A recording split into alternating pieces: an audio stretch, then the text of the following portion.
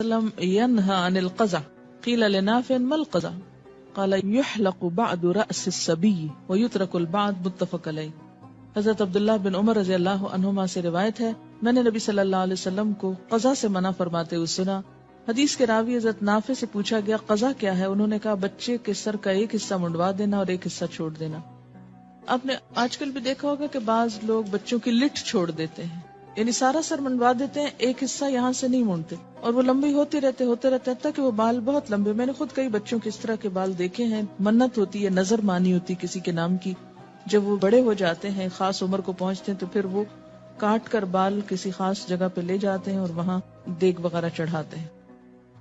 جی ہندو کرتے ہیں ایسے؟ جی تو ایسے کام سے منع کیا گیا ہے. یا بیچ میں کچھ پیچز کاٹ کے ڈیزائن بنانا یا اس طرح کے کام یہ پسندیدہ نہیں ہے. کچھ ضعیف اور موضوع احادیث بیان کی گئی ہیں. مسواک کا استعمال کیا ہی خوب ہے کہ آدمی کی فصاحت میں اضافہ کرتا ہے. یہ سب موضوع احادیث ہیں یا ضعیف ہیں جن کی کوئی اصل نہیں اور مشہور ہو گئی لوگوں میں. برتن کا دھونا اور صحن کی صفائی کرنا غنا کا سبب بنتا ہے، یعنی امیر ہونے کا ذریعہ ہے. اچھا ہمارے ہاں بالکل اسے الٹ بات ہے، اور وہ کیا ہے کہ عصر کے بعد جھاڑو نہ دو ورنہ دولت چلی جائے گی. پیشاب کے بعد 1 مرتبہ وضو کرنا چاہیے، قضاء حاجت کے بعد 2 مرتبہ، جنابت کے بعد 3 مرتبہ. یہ سب من گھڑت بات ہے. 3 مرتبہ کلی اور 3 مرتبہ پانی ناک میں پانی چڑھانا جنبی کے لیے فرض ہے.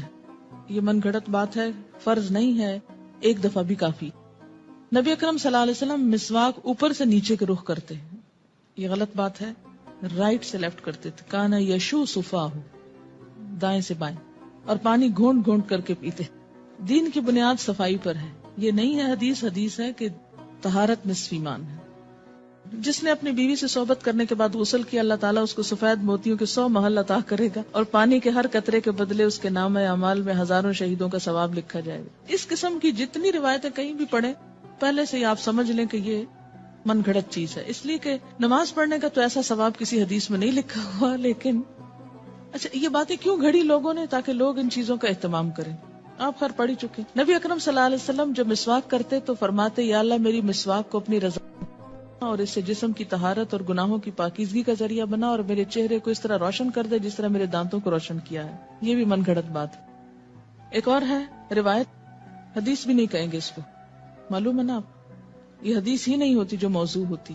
اسے روایت کہتے ہیں. لوگوں نے روایت کیا اے انس میرے قریب آؤ، میں تمہیں وضو کا طریقہ سکھاؤں. میں آپ کے قریب ہوا، تب آپ نے دونوں ہاتھ دھوئے تو فرمایا بسم اللہ والحمد للہ، اور پھر استنجا کیا تو فرمایا اللہ میری شرمگاہ کی حفاظت فرما اور میرا کام آسان فرما. جب آپ نے کلی کی اور ناک میں پانی چڑھا تو فرمایا اللہ مجھے سیدھا راستہ دکھا اور جنت کی خوشبو سے محروم نہ رکھ. پھر جب آپ نے چہرہ دھویا تو فرمایا میرے چہرے کو منور فرمانا جس دن چہرے منور ہوں گے. جب آپ نے دونوں بازو دھوئے تو فرمایا اللہ مجھے میری کتاب دائیں ہاتھ میں دینا. جب مسح کیا تو فرمایا اللہ مجھے اپنی رحمت میں ڈھانپ لینا اور عذاب سے بچانا.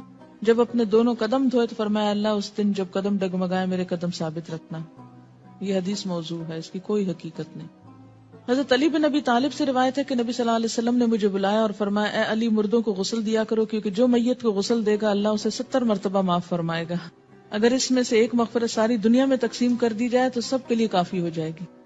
کیا آپ ایسی بات فرما سکتے ہیں؟ میں نے عرض کیا یا رسول اللہ صلی اللہ علیہ وسلم جو شخص میت کو غسل دے وہ کیا پڑھے؟ آپ نے فرمایا وہ غسل سے فارغ ہونے تک غفرانہ کا پڑھتا رہے. اس کی بھی کوئی حقیقت نہیں. گردن کا مسح کرنا خیانت سے بچاتا ہے، یہ بھی من گڑت بات ہے. جس کا وضو ٹوٹ جائے اور وہ وضو نہ کرے تو اس نے مجھ پر ظلم کیا، اور جس نے وضو کیا اور نماز نہ پڑھی اس نے بھی مجھ پہ ظلم کیا. یعنی اس کا آپ پہ ظلم سے کیا تعلق ہے؟ سوچنے کی بات ہے. ایسی آپ کہہ سکتے ہیں ایسی بات؟ اور جس نے نماز پڑھی اور میرے لیے دعا نہ کی اس نے بھی مجھ پہ ظلم کیا، اور جس نے میرے لیے دعا کی اور میں نے اس کا جواب نہ دیا میں نے اس پہ ظلم کیا، کیونکہ میرا رب ظلم کرنے والا نہیں. خدا جانے کہاں سے باتیں ہیں. جب وضو کرو تو آنکھیں خوب تر کرو. یہ کہنے کی ضرورت اس لیے کہ جب منہ پہ پانی پڑے گا تو آنکھیں کہاں سے بچیں گی. اور اپنے ہاتھوں سے پانی کو نہ جھاڑو کیونکہ ہاتھ شیطان کے پنکھے. جمعہ کے روز ضرور غسل کرو، خواہ 1 دینار کے بدلے پیالہ بھر پانی لے کر ہی کرنا پڑے. یہ بھی موضوع حدیث. سنت یہ ہے کہ ایک تیمم سے صرف ایک ہی نماز ادا کی جائے اور دوسری نماز کے لیے دوبارہ تیمم کیا جائے. جو وضو کر کے سویا پھر اس رات مر گیا وہ شہید ہے.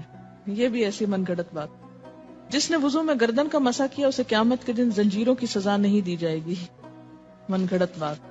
میں اس لیے من گھڑت بول رہی ہوں کہ اگر کوئی باہر بیٹھا سن رہا ہو تو ایسا نہ سمجھے کہ یہ شاید میں کوئی اصل